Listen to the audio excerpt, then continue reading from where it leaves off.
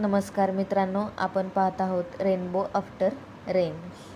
आपण ही poem read करून तिचं मीनिंग समजून घेऊयात. Rain false down in silver lines from the clouds in busy time.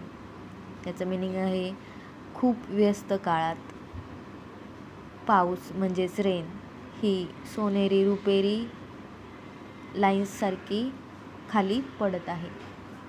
Road shine bright, leaves look new, everything feel fresh and true. Road हे लखलखत आहेत,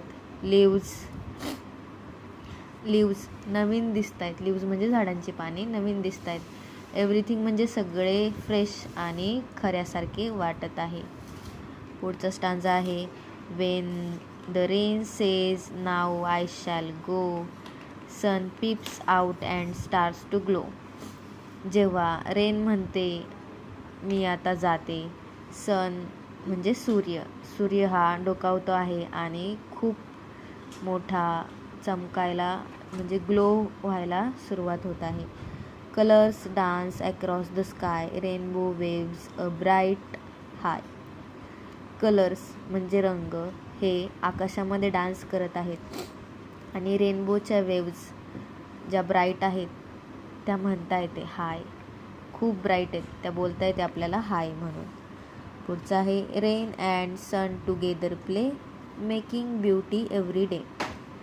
rain म्हणजे पाऊस आणि सूर्य एकत्र खेळता येते आणि रोजचं दृश्य हे खूप सुंदर बनवत आहेत.